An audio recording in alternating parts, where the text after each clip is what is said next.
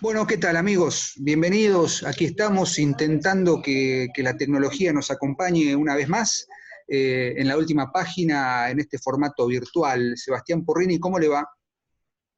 ¿Cómo le va, maestro? Muy bien. Lo interrumpí en el encendido de la pipa. Bien, por ahora bien, No hay vamos a... problema. Crucemos los dedos para que este formato nos siga acompañando. El otro día hicimos un vivo en Instagram y salió bastante bien, así que vamos a probar. Damos por inaugurada la sesión de podcast, ¿no? Después del programa del viernes con Dostoyevsky, me parece que vamos a empezar a incursionar, vamos a ir buscándole la vuelta para que salga todo lo mejor posible y estar con ustedes también los días viernes en formato podcast, ¿sí? Porque, Perfecto. bueno, a veces contamos con que Zoom, que es la aplicación que usamos para grabar estas conferencias, nos acompaña. Así que, bueno, Porrini, ¿cómo lo anda tratando la cuarentena? Bueno, ya hemos hablado bastante sobre esto, pero creo que es un buen momento para hacer una pequeña reflexión, mínima de 2 segundos. Bueno, la reflexión tiene que ver, Diego, con este sistema. Ya Sí. estoy harto del sistema de Zoom. La verdad que me Ujú. tiene cansado, pero bueno, ¿qué va a Bueno, hacer? Es lo que hay. Es lo está que bien. tenemos que Nos hacer. han dicho por ahí algún suscriptor con mucho juicio que la última página está perdiendo, no es que está perdiendo, pero que volvamos pronto al formato anterior y estamos también rezando porque sea así. Todos quisiéramos Eh, eso. y bueno, Seba, hoy vamos a meternos con un tema que es bastante pesado, por así decirlo, pero que nos acompaña en la tecnología, pero responde también a un pedido que vienen haciendo hace tiempo nuestros suscriptores y que lo dejamos por ahí en el tintero este año, pero que es volver al tradicionalismo, ¿no? Al pensamiento tradicional. De alguna manera, los últimos programas, los primeros de este año y algunos de otros, han tratado el tema tangencialmente o de soslayo, pero bueno, cuando hablamos de Denevia hablamos de operación con elementos tradicionales, en Dostoyevsky hubo algo, pero hoy vamos a ir, creo que a la raíz, a la nave madre, que es a la nave insignia, vamos a decirlo así, que es Totalmente. nuestro estimadísimo René Guénon. ¿Sí? Hoy vamos a dedicar el programa a algunos textos de Guénon que no fueron abordados en su momento, y dispuestos también a seguir discutiendo con extramuros de Facebook, porque sabemos que este tipo de temas después generan algún tipo de polvareda entre los especialistas tradicionalistas aquí en Argentina, en Buenos Aires por lo menos, y esto después trae cola. Pero bueno, vamos a cabalgar Más el que tigre. especialistas, más que especialistas fanáticos. Fanáticos, sí, sí, fanáticos. Así que bueno, vamos a cabalgar el tigre y a tomar el toro por las astas.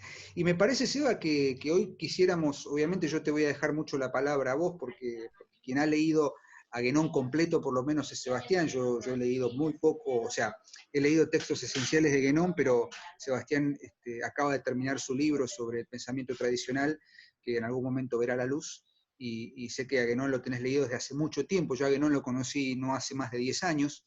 Entonces me falta mucho todavía por leer y la propuesta que voy a hacer es más que nada una introducción a ciertos aspectos que son interesantes Excelente. recuperar de Guénon, y creo que Sebastián vamos a hacer un empalme para que vos puedas avanzar con por ahí el hueso más duro o los huesos más duros de roer que tiene Guénon. Y a mí me gustaría comentar, así brevemente, en líneas generales, algunos aspectos del texto La crisis del mundo moderno, de 1927. Tengo aquí algunos apuntes que tomé.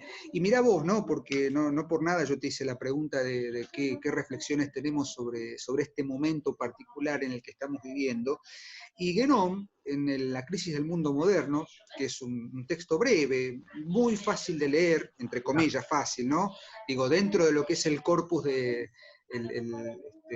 corpus guénoniano, podríamos decir que Oriente y Occidente y la crisis del mundo moderno son textos que tienen una accesibilidad, o sea, podríamos decir, corregime Sebastián si me equivoco, que son textos más de divulgación, otra vez entre Sin comillas, o duda. sea, que están pensados más para una Introductorios. comunidad no tan herméticos en su conformación, pero sí siempre con un pie puesto en la Sofía Perennis, ¿no? En los saberes tradicionales Claro. que configuran un sistema de pensamiento en Guénon y obviamente en todos los pensadores tradicionales que trae cola, como decíamos siempre, y genera un montón de ideas para seguir pensando.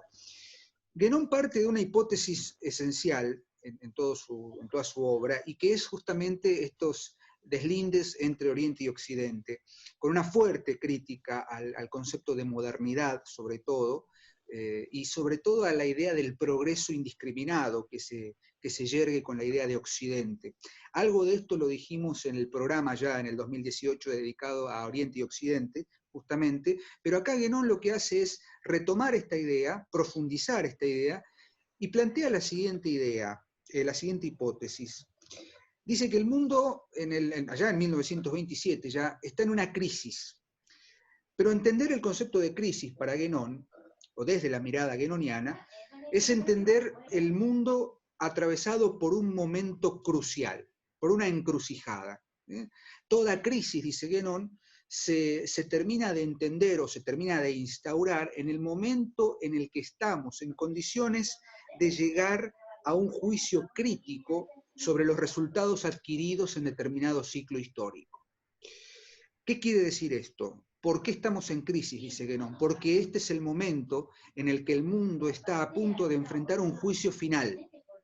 Y hay una proliferación de ideas. 1927, ¿sí? Primera mitad del siglo XX, ya Guénon está planteando esto. Tomamos también estos temas porque tienen una actualidad clarísima, ¿no?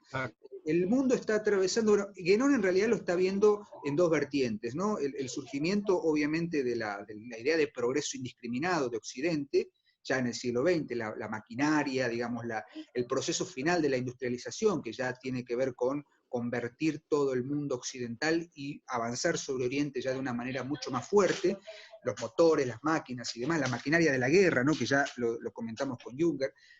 Por un lado eso, y por otro lado el surgimiento de lo que él llama pseudo-religiones o miradas pseudo-profundas, el espiritismo, la teosofía y todas esas disciplinas que nacen de una mirada muy, ¿cómo decirlo?, superficial y básica de lo que es realmente el trabajo con el espíritu y con la materia. Palabras que para Guénon tienen otro sentido, y revitaliza ciertas ideas propias del tradicionalismo. Entonces Guénon dice, estamos en un momento de crisis, el mundo está en crisis, el mundo moderno, y es el momento en el que se anuncia el juicio final. Y ese juicio es el que permitirá entender quiénes serán los elegidos y quiénes serán los expulsados del nuevo mundo que surge. Y acá tenemos que entender algo que Guénon aclara muy bien, y que él habla, entre comillas, del fin del mundo, ¿no? Dice, las imaginaciones actuales construyen una idea del fin del mundo y el temor hacia ese fin del mundo, cuando en rigor tenemos que pensar que es el fin de un mundo, que es el mundo occidental, claramente. No es el mundo con mayúsculas, sino es una visión del mundo que es el mundo occidental. Y es por eso que Guénon considera que es importante, o sea, es inevitable entender la crisis del mundo moderno enmarcada dentro de lo que llama el ciclo cósmico del ser humano. ¿Qué es el ciclo cósmico? Obviamente, ahí tenemos que echar mano de algo esencial en Guénon, que es la tradición y la mirada de la tradición hinduista, ¿no? Según la cosmovisión hindú, según la doctrina hindú, expresada sobre todo en el Mahabharata, que es el texto clásico para entender, digamos, ciertas tradiciones teológicas, o sea, más que nada metafísicas de la tradición hindú, corregime Seba si estoy diciendo alguna barbaridad, el Mahabharata y los Vedas, por supuesto. Y según esta tradición perenne, el mundo, digamos, los ciclos cósmicos se dividen en 4 grandes edades: la edad de oro, la edad de bronce, la edad de plata, de bronce y de hierro. La edad de oro, el Satya Yuga, es una edad primordial, el tiempo antes del tiempo, o el tiempo originario, el tiempo donde el ser humano podía entender las verdades primordiales y esenciales de la existencia del mundo y del cosmos. Ese mundo se ha perdido, dice Guénon, y es el final de esas 4 eras, el Kali Yuga, el que estamos atravesando. Obviamente que para entender esto tenemos que hacer, obviamente, una introducción muy fuerte a lo que es la cosmovisión y la tradición hinduista, y entender que esos ciclos cósmicos son mucho más complejos que la periodización histórica que Occidente maneja. O sea, cuando Guénon habla del Kali Yuga, estamos hace muchísimos siglos atravesados por el Kali Yuga, y estamos llegando, si se quiere, a una etapa final del Kali Yuga, en el que se vendrá el mundo abajo y se podrá encontrar nuevamente ese equilibrio y todo volverá a comenzar, ¿no? Es como una suerte de mirada cíclica, circular y recurrente. Y es ahí donde Guénon mete la cuña sobre la crisis del mundo moderno. ¿Qué es lo que se ha perdido? Se han perdido elementos propios de la verdad absoluta que en el Satya Yuga, en la Edad de Oro, convivían con el hombre. Y el hombre estaba unido en cuerpo y espíritu, en materia y espíritu, dice Guénon, con esos principios fundamentales. Y es en esa línea que él plantea justamente que durante muchos siglos, muchísimos siglos, después del Kali Yuga, las verdades no humanas, las verdades doradas, las verdades que brillaban en el inicio de los tiempos, se han perdido y se han rodeado, dice Guénon literalmente, cada vez más de velos impenetrables. Y ahí surgen los símbolos. El símbolo viene a surgir como una forma de revitalización de esas verdades primordiales que se han perdido. Y solamente los hombres que puedan iniciarse en esas verdades podrán ver al final del ciclo, al final del Kali Yuga, en el momento del juicio, la verdad primigenia y originaria. Y es por eso que la idea de operación metafísica en Guénon es muy interesante. Reiteramos esto que decimos, ¿no? Metafísica entendida desde una mirada más cercana a nosotros, como operación con datos tradicionales. ¿Qué quiere decir esto llevado al pensamiento de Guénon?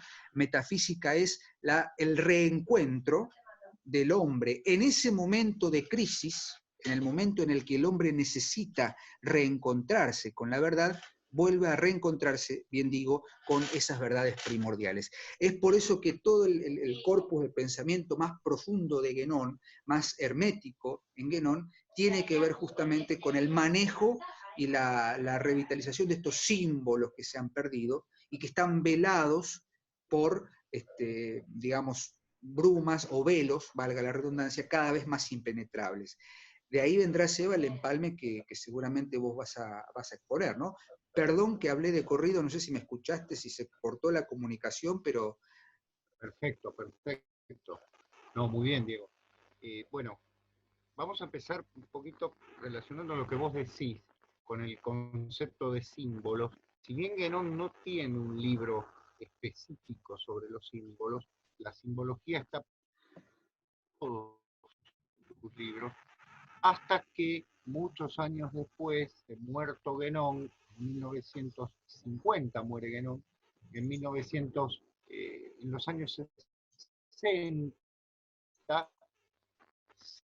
se recoge parte del material y se publica ese libro traducido aquí en Argentina por don Julio Valderrama, ¿no? Valga decir que en ese libro lo que hace Guénon es, o mejor dicho, en los artículos que conforman ese libro, es trabajar lo que vos citabas. Perdón, Seba, ¿podés repetir el título del libro?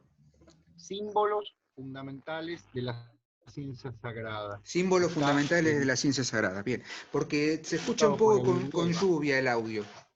Ah, bueno, bueno. Igual No después, sé si te acercás un poco al micrófono, mejor. Ahí estoy mejor. Ahí está mejor, ¿Está sí. mejor? Uh-huh. Bueno, te decía, este trabajo de Guénon en realidad no es un libro, porque él no lo escribió como libro, sino como artículos de varias revistas, Le Voile d'Ici, Etude Traditionnel, a lo largo de los años 20, 30, 40, en los que Guénon desarrolló en muchos aspectos ciertos símbolos específicos, como por ejemplo el círculo, montaña, la cruz. Pero sobre la cruz, valga decir, hay un libro. Es uno de los grandes libros de Guénon, uno de los más difíciles de leer, en el sentido de que, no difícil porque Guénon sea de por sí quiera ser complicado, sino porque el tema es muy profundo, que es el simbolismo de la cruz. Libro en el cual, bueno, para poder resumirlo en este momento, habría que dedicarle muchísimo tiempo, casi un seminario, ¿no? Para leerlo. Es como querer reducir a, no sé, ser y tiempo en 2 minutos. Pero lo fundamental es que ese símbolo, ¿no? De las dos, digamos así, rectas que se cortan, una vertical y una horizontal, representan en todas las tradiciones al hombre, ¿no? Al ser humano, en su dimensión inmanente, contingente, y en su dimensión trascendente, es decir, traspasado por la trascendencia, porque, como dice el gran Salvatore Quasimodo, ognuno sta solo sul cuore della terra trafitto da un rayo di sol, es decir, traspasado por el rayo del sol de la trascendencia. El simbolismo de la cruz es fundamentalmente el análisis de todas las posibilidades que el símbolo tiene en la tradición oriental y occidental. Para los occidentales, obviamente, está relacionado específicamente a Cristo, pero hay que tener en cuenta que el símbolo de la cruz es un símbolo muy antiguo, muy anterior a la llegada de Cristo, que tiene su relación ya en la antigua China y tiene su relación en las culturas precolombinas americanas, con las dos dimensiones claves de las que hablábamos, lo inmanente y lo trascendente, dejando en claro que el ser humano es una instancia de, como decías vos, de reunión entre lo que es elevado y lo que está por debajo de él. Y ahí viene el segundo libro del cual podemos hablar, que son los estados múltiples del ser. Claro, cuando uno observa un título como los estados múltiples del ser, dice, bueno, ya estamos en una dialéctica muy complicada de comprender. Pero valga decir que Guénon lo que nos revela en este libro, lo que nos explica en este texto fundamental, que los estados múltiples del ser, acá está, acá lo tengo. ¿Sí? Bien. Para que lo vean, que es un pequeño libro, pero muy denso, es fundamentalmente dos cosas, un concepto clave, que es el concepto de ser y no ser. ¿Sí? Concepto que para la metafísica, cuando verdaderamente lo es fundamental, es esencial, ¿no? La diferencia entre este sentido que ahora vamos a hacer y las distintas manifestaciones o grados de la manifestación de lo manifestado en el ser.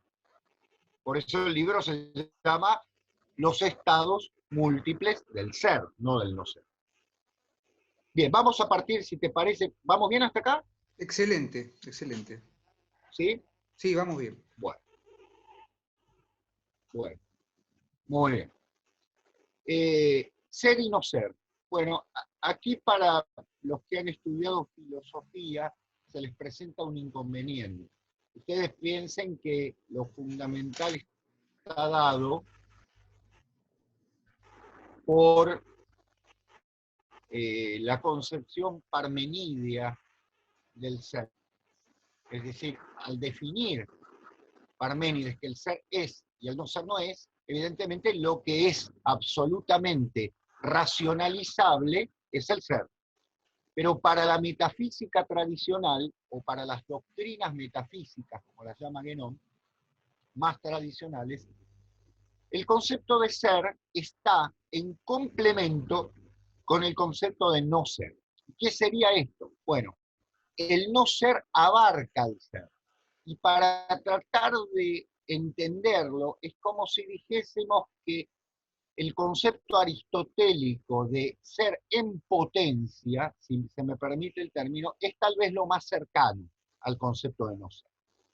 En tanto, el no ser sería lo que para los físicos hoy en día es la no materia, por decirlo de alguna manera, lo no manifestado, lo que no se ha vuelto luz, porque forma parte de algo que engloba al universo del ser.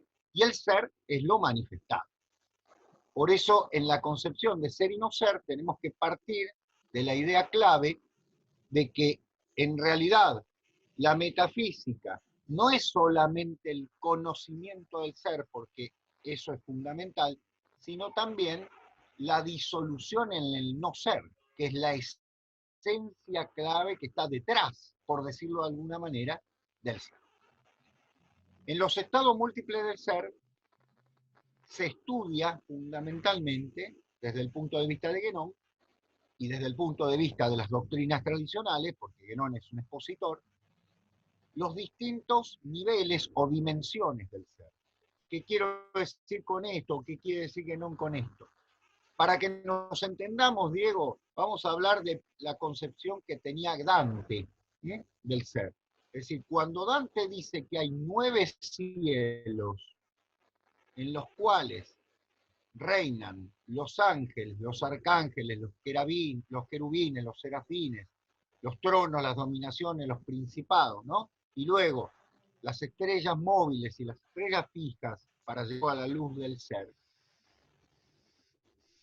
De lo que se nos está hablando son de dimensiones de manifestación. Es decir, el ser es la luz primera y toda su irradiación llega a los estados angélicos en las distintas dimensiones. Estados que ya existían en la patrística cristiana y sobre todo en la tradición hebrea. Y que va a tomar, por supuesto, la tradición islámica. Y luego en el medio está el hombre, está el ser humano, entre los ángeles y los estados inferiores. Los estados inferiores son los estados subhumanos, los estados infernales, si se quiere, donde la degradación es el precio que se paga por la caída, pero también los estados animales que no llegan a la dimensión salvífica del ser humano. Es decir, con esta concepción se supera la concepción meramente animal del ser humano. El ser humano es, por eso partimos del simbolismo de la cruz, es la cruz, el punto de unión donde está el nombre de Yahvé, que ni más ni menos, claro, la intersección, que ni más ni menos reúne en cada hombre, en cada ser humano, todo el cosmos. Por eso decimos que el ser humano es el microcosmos de un macrocosmos más absoluto. En 3 dimensiones otra vez, alma, cuerpo y espíritu. Lo que ocurre es que en Occidente el espíritu se ha perdido, nos quedamos con el alma que tiene características psíquicas o anímicas, si se quiere, de hecho hablamos de la animosidad, y nos quedamos obviamente con la concepción corporal. Hemos perdido la concepción del pur, del fuego, del espíritu, que es lo que otorgó la dimensión trascendente al ser humano. Guénon, al analizar estos estados, que pueden parecer, claro, para una persona racionalista, todo esto le va a parecer absolutamente un delirio, están dentro del ser humano, de forma tal que, por ejemplo, los famosos 7 chakras de la tradición hindú no son ni más ni menos que la representación de los estados múltiples del ser en el mismo ser humano, con todas las dimensiones sagradas que eso representa. Por supuesto, el chakra coronis, que lo tenemos aquí, al borde de nuestro cráneo,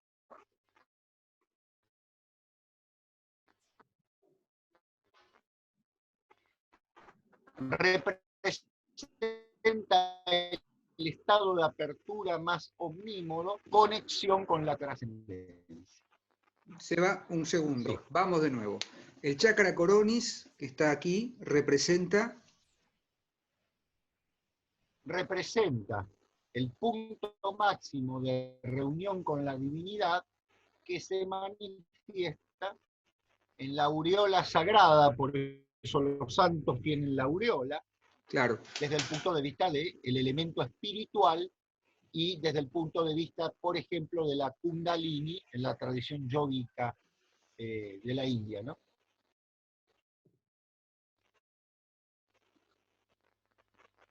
Diego, ¿algo sobre Sí, esto? sí. No, estuve pensando mientras vos exponías, me parece muy interesante porque algo que atraviesa el pensamiento de Guénon justamente es un corpus de conocimientos que si no conocemos, como bien dije antes, la tradición o las doctrinas del hinduismo, por ahí uno se queda afuera.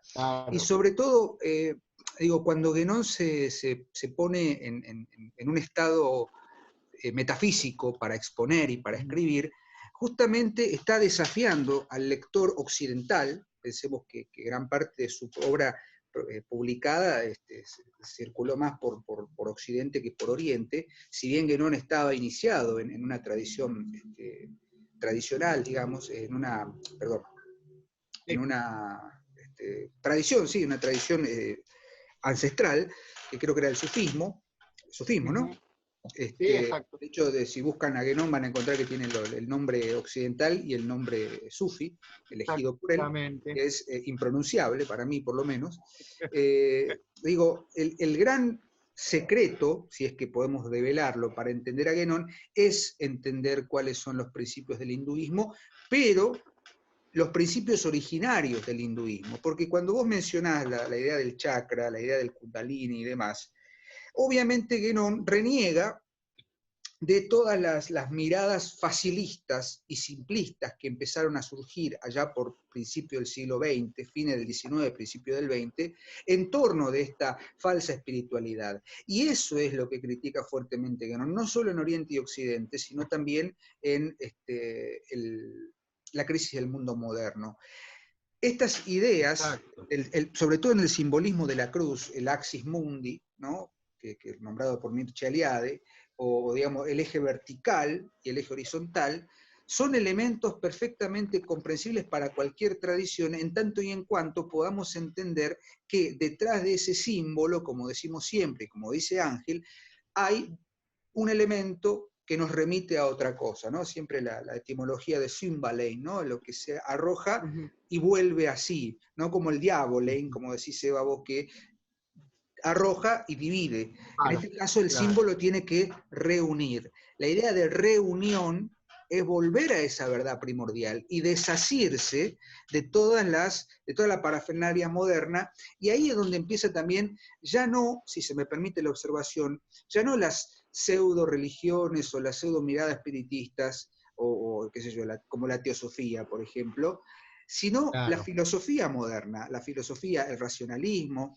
el idealismo alemán, porque independientemente de la línea filosófica que uno siga, es innegable que la tradición filosófica alemana del siglo XVIII y del XIX tienen un fuerte anclaje en el concepto de espíritu. Entonces, como vos decís, hemos perdido algo, nos hemos quedado solamente con el alma y con el cuerpo, es porque hay algo que quedó como dando vueltas y que tiene una noción, sobre todo para el pensamiento filosófico alemán, digamos, la fenomenología del espíritu y demás, tiene una trascendencia que está puesta siempre en una mirada europea. europea. Guénon lo que Mm. hace en sus doctrinas es salir, siendo europeo, ¿sí? Salir de esa mirada que es coyuntural y ad hoc, digamos, es una filosofía ad hoc, él sale y vuelve o busca que el lector o que digamos, sus discípulos vuelvan a una mirada en el que la verdad es mucho más compleja que esto. Por eso todo el libro también, Símbolos Fundamentales, me parece esencial para comprender un poco cuál es el fundamento o los fundamentos de las ideas de Guénon en cuanto a la tradición. No podemos pensar en Guénon si no pensamos en un desafío, sobre todo con el concepto de ciencia, porque en un momento en la crisis del mundo moderno desarrolla el concepto de ciencia sagrada y ciencia profana, Claro. que tiene relación profunda con lo que Eliade también desarrolla en lo sagrado y lo profano. La profanación de la scientia, no de la ciencia, tiene que ver justamente con llevar la ciencia a lo visible, a las verdades que él llama humanas. Por eso esa crítica hacia la ciencia moderna o hacia la ciencia occidental, y él habla de la superstición de la ciencia, ¿no? Digamos, la idea de que lo científico racional positivista ha fracasado porque solamente se rige por verdades mundanas y no entiende que la ciencia, entendida como algo sagrado, no como algo religioso solamente, sino como algo sagrado, como la manifestación de algo divino, de algo trascendente y de algo que no se queda solamente en la inmanencia horizontal, sino que es atravesada por la trascendencia vertical. Anda dando vueltas una idea muy interesante sobre la idea de cómo ciertos elementos del cine, esto lo dice mucho Ángel, y recomendamos que vean el concepto del eje vertical, operan horizontalmente, pero salvan verticalmente, ¿no? Es decir, toda escena bien filmada en el cine que tenga un picado o un contrapicado, quiere decir mirar desde el punto de vista de abajo hacia arriba o de arriba hacia abajo, justamente es lo que Ángel, y todo lo que esté, digamos, parado en un eje vertical, representa esa unión entre lo terrenal mundano y el sol, el rayo del sol, como decía Quasímodo, que viene a salvar. Y eso se construye simplemente con dos palos, ¿no? O sea, dos palotes, por así decirlo. O sea, algo tan elemental como juntar dos rectas. Pensemos también que Guénon era matemático, entonces esta idea de los ejes cartesianos lo maximiza. Pero hay muchísimos elementos en Guénon que parecen muy herméticos, pero que en realidad responden a una mirada que está buscando justamente esa reunión con los elementos tradicionales.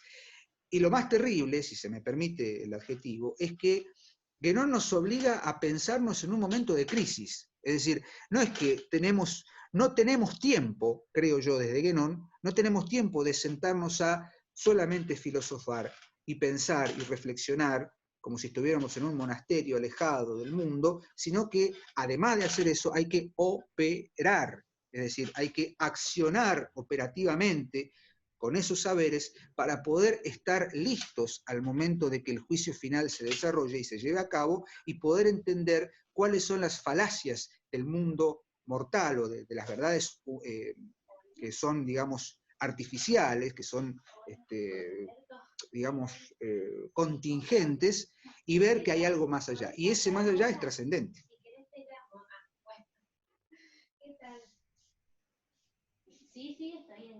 ¿Se va? O fíjate, Diego, sí. Decías muy bien lo del Guénon matemático, ¿no? Sí. Y en ese sentido, en los estados múltiples, y también se puede ver en el reino de la cantidad.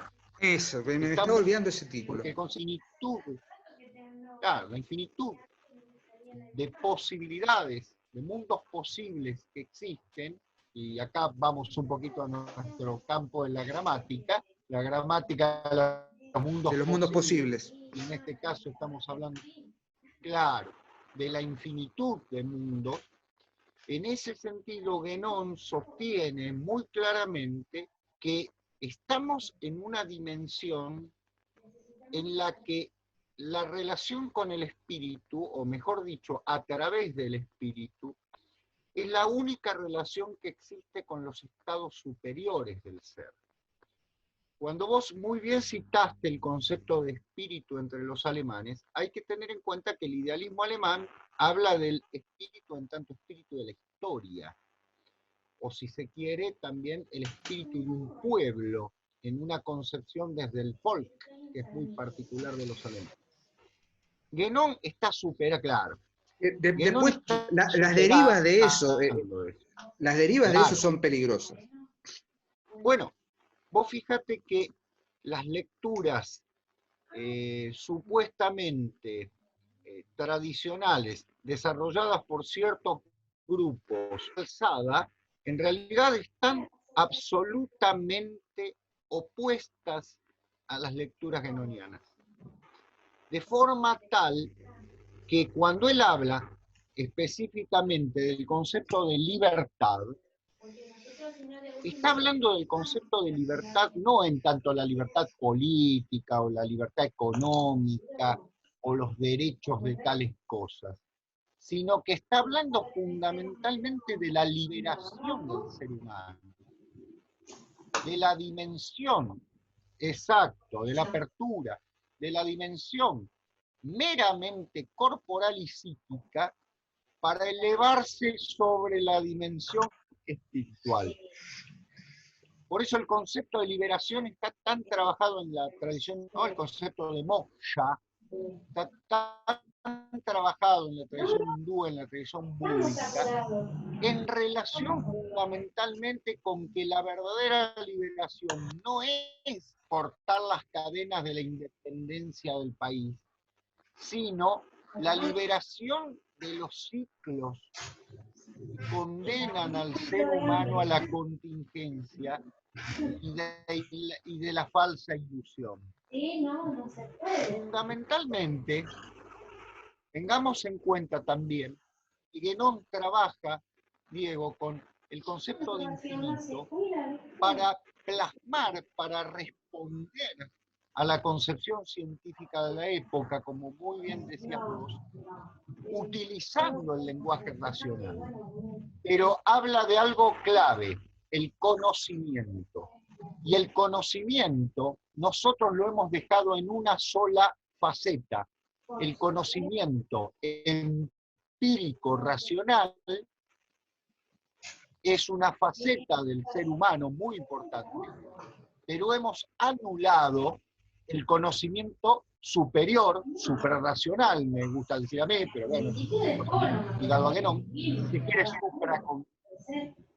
para en realidad entregarnos a la dimensión infraconsciente, que tiene sobre el ser humano del siglo XX y su herencia una preponderancia clave, preponderancia física, preponderancia de los restos materiales en estado de fermentación, digamos, son los que están dominando el conocimiento del ser humano.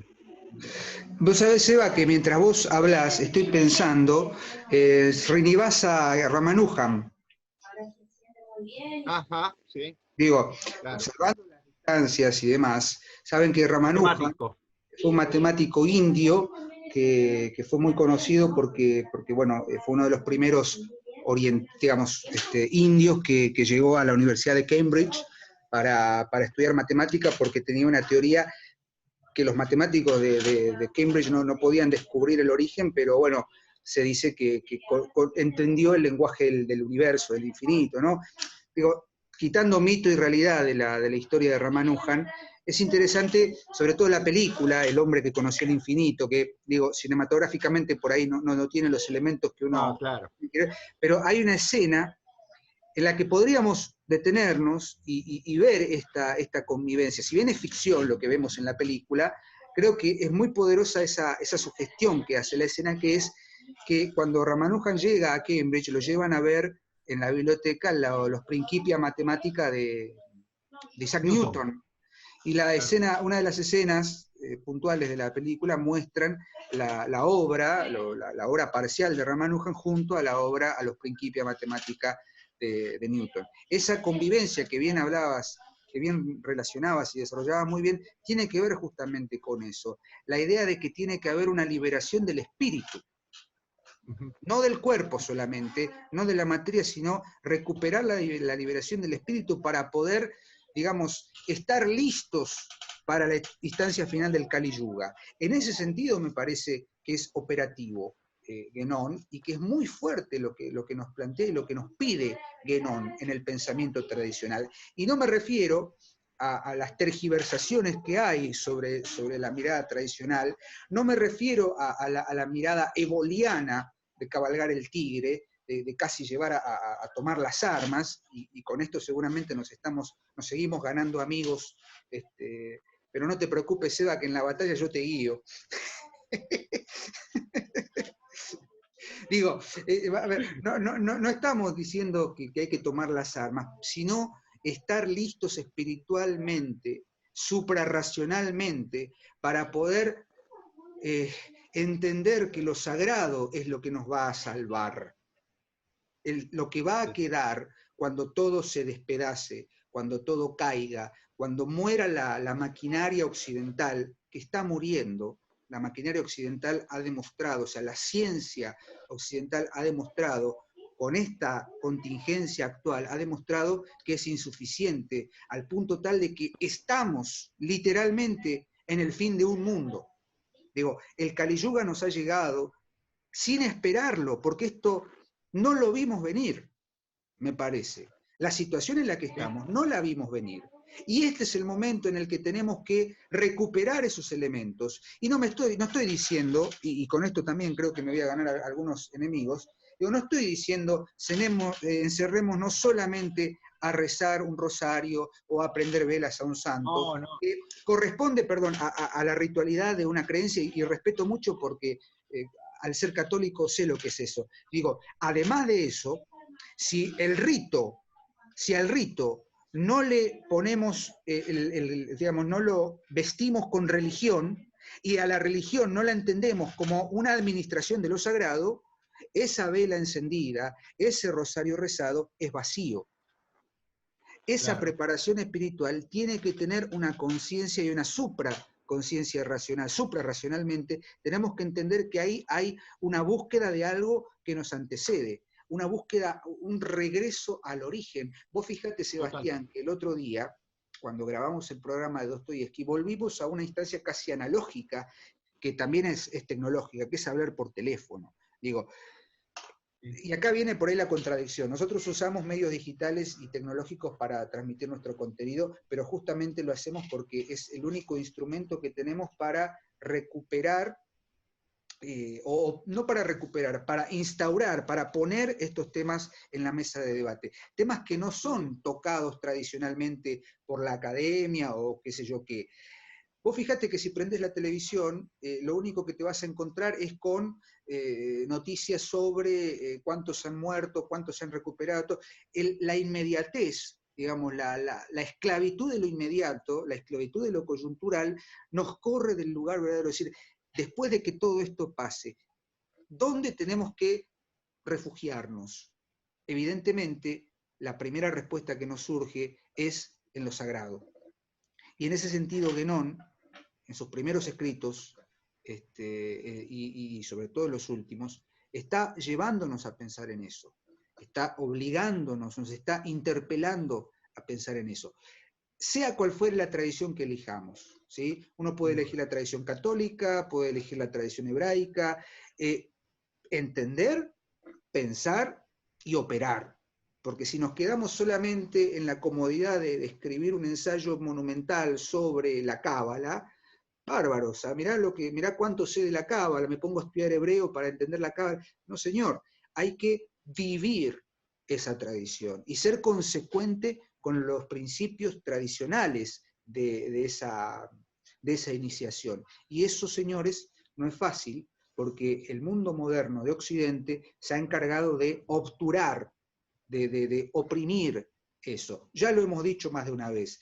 ¿Qué es la revolución industrial y el devenir de la modernidad? Sino una búsqueda de suprimir aquello que nos permita trascender para dejarnos bajo el dominio absoluto de la tecnificación y de la tiranía del progreso indefinido. El progreso no nos lleva a ningún horizonte, porque el progreso es horizontal, la trascendencia es vertical. Exactamente. Comparto plenamente. Aparte, Diego, retomando lo que vos decís, que está muy bien, es muy, muy claro, concebir la idea de que la metafísica es operativa, es decir, que trabaja de forma práctica para que el ser humano logre la liberación, es una concepción que está lejos de la concepción de escritorio. Es decir, esto no se trata de una mera elucubración personal. Por eso Guénon insiste, no son mis ideas, no son las ideas de Guénon, no son las invenciones de una persona, sino las enseñanzas que a través del tiempo el ser humano ha transmitido simbólicamente para reunir su faceta espiritual con aquello que verdaderamente logra su liberación. Valga decir que operar con esos datos tradicionales, como bien dice Ángel y como solemos repetir desde el punto de vista de lo conceptual, es tarea de la persona en el área en la que se encuentre, Diego, porque es propio del artista llevar los datos tradicionales al arte y lograr que ese arte se convierta en medio para poder acceder a ellos, como lo es también el hecho de la educación o el hecho de lo que fuere de la medicina, y acá viene algo que tiene que ver con nuestro tiempo. Pensemos que se ha hablado mucho de la medicina desde el punto de vista holístico o integral, y justamente el ser humano, al ser un microcosmos, tiene que estar en consonancia con el cosmos, en esa música celeste de la que nos hablaba Aristóteles. En esa música justamente es que tiene que mover la melodía del ser humano, tiene que moverse el ritmo del ser humano, tiene que estar en armonía con esa concepción. Cuando se ha desarmonizado es porque vivimos en el Kali Yuga. Ya no comprendemos más que estar exiliados y por ende anulados para la concepción que hace que el ser humano pueda elevarse sobre sí mismo. Hay algo que puede llegar a molestar y que molesta en cierta tradición católica, que es el hombre como Dios. Claro, porque somos dioses. Y de hecho hay una ciencia tradicional que es la teurgia, que es la concepción divina del hombre. Por eso Buda pudo ser un dios, por eso Radhakrishnan pudo ser un dios. Es decir, es la concepción del hombre Dios en tanto concepto no de superhombre, por favor, sino en tanto concepto de religar y liberar al ser humano de las ataduras a las cuales la tienen unido la contingencia y la mera línea horizontal que vos nombrabas del progreso, de la vida cotidiana, en fin, de lo material propiamente. Es interesante pensar que eh, estamos hablando de que en este caso la capacidad humana, Diego, y que esa capacidad humana se ha anulado. Es decir, se nos ha enseñado que no tenemos esa capacidad, cuando sí la tenemos y cuando debemos trabajar sobre ella, del mismo modo que cuando hacemos un ejercicio físico, mejorar nuestro cuerpo. Vos fijate, Sebastián, que... ¿Me escuchás ahí? Sí, te escucho. Sí. Vos fíjate qué interesante lo que estás planteando. Cada uno desde su lugar tiene que encontrar ese modo de operar. Pero vos mencionabas la música. Nos han pedido por ahí por Instagram que hagamos un programa de música, pero hacer una observación y que tiene relación con nuestra disciplina, porque Sebastián y yo somos profesores de lengua y literatura, y creo que nuestro primer amor está en el lenguaje, ¿no? Y dentro del lenguaje en la sintaxis. Hemos dedicado un solo programa de la última página porque es eminentemente literario, nuestra mirada, literario con temas afines, pero fíjate vos que la música, entendida desde nuestra teoría, ahora podemos decir nuestra teoría, tiene un principio también horizontal y vertical. La armonía, los principios de armonía, que son los que rigen de algún modo el devenir de cualquier pieza musical, sostenidas por el ritmo, por la melodía y tal, la armonía es vertical. La armonía es el eje vertical, es la clave que domina verticalmente el devenir horizontal de la música y de las progresiones. Y vos fijate, Sebastián, que el principio esencial de la música se sostiene en el dualismo de la tensión y el reposo. Tensión cuando un acorde es menor, reposo cuando un acorde es mayor y es un acorde abierto, que genera relajación. ¿Y qué metáfora usa la música o el principio básico de la música para entender la progresión de una escala? El descenso o el ascenso.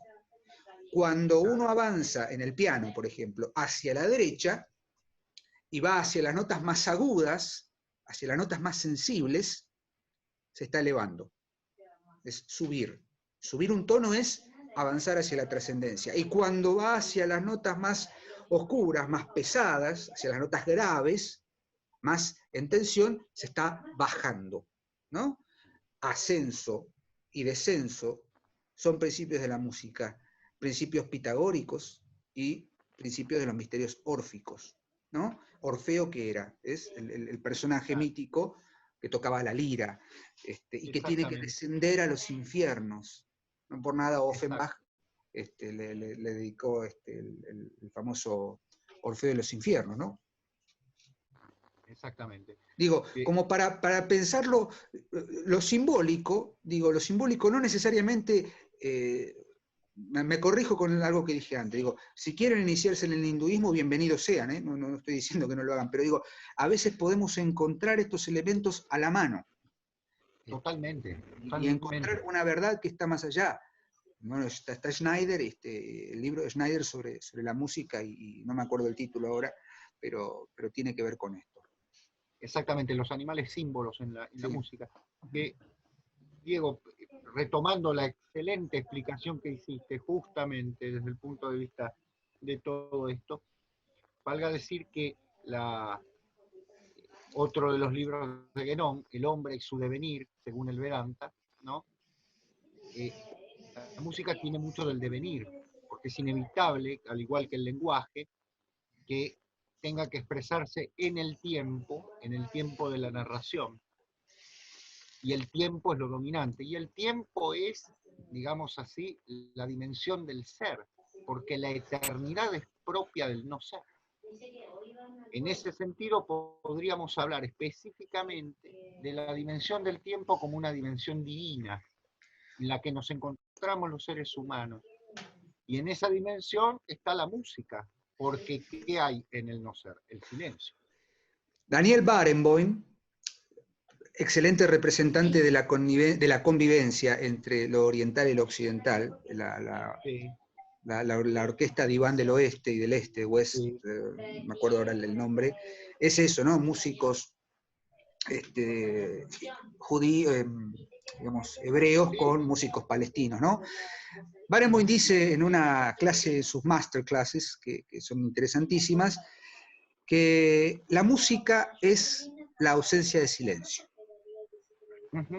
Y ahí tenemos. Lo que es se entiende en tanto sabemos lo que no es. Parece que uno habla en trabalenguas con esto y se pone medio heideggeriano, ¿no? Dato aparte, digo, el dualismo gnóstico, si se quiere, es decir, el devenir, y me gusta, hay una palabra que me parece esencial, el tema de la emanación, ¿no? Lo que surge, el devenir, el pure, propio de la mirada de Heráclito, digo, hay muchísimo para seguir charlando y muchísimo para seguir pensando, pero creo que para ir cerrando, porque milagrosamente esta plataforma nos está dejando hablar con tiempo indefinido, cosa que es paradójica, porque a veces se me corta, bueno, pero salvando el tema del audio, creo que estamos muy bien con el tiempo. Me parece que hay que ir a Guénon, vayan a leer Guénon, todo Guénon está digitalizado, se puede conseguir todo Guénon en PDF. Recordemos también la labor que está haciendo la editorial Keystone, que han sido muy amables en enviarnos 2 de los libros de Guénon, perfectamente traducidos y bilingües, valga decirlo, y que se consiguen por internet. Así que, bueno, podríamos poner el aviso. Tenés razón, vamos a poner en la caja de descripción un link al Facebook de la editorial Keystone, que amable y generosamente te ha hecho llegar los volúmenes, y que de alguna manera, si se están editando y se están traduciendo todavía, además de conseguirlos digitalmente, me parece sumamente importante ir a la fuente, ir a Guénon, y no dejarse endulzar o engatusar por ciertas miradas un poco tergiversadas de la filosofía tradicional. Y hay que tener mucho cuidado, porque también, así como hay grandes movimientos de iniciación y de verdades trascendentes, dentro de las alas que derivan de eso hay enormes movimientos contrainiciáticos, cuya oscuridad es peligrosa, muy peligrosa en estos tiempos. Hay puertas que es mejor no golpear, como decimos siempre. Exactamente. Así que bueno, Seba, ¿te parece que hagamos un parate por hoy? Por supuesto. Y invitar al público a que nos sigan, exactamente, gracias a Guénon. Creo que cuando tocamos temas que son así importantes, la tecnología nos ayuda, salvando las contradicciones en contra de la modernidad, ¿no? Pero bueno, los invitamos a que vayan a Guénon, a que compartan sus ideas sobre lo que hemos dicho, sus desacuerdos, seguramente este programa va a traer algún tipo de cola, pero aquí estaremos en la última página, en el formato podcast, en el formato Zoom, en el formato virtual o en el formato que sea, ¿sí? Así que bueno, muchísimas gracias, Eva, por la paciencia de estar ahí, y al público, A como vos, siempre le Diego, decimos, gracias a vos. gracias por estar ahí y nos estamos hablando, Seba, nos estamos viendo, y a Nos ustedes hasta estamos el viendo. próximo encuentro con la última página. En el margen o en la última página. Es verdad. Adiós, gracias. Chao.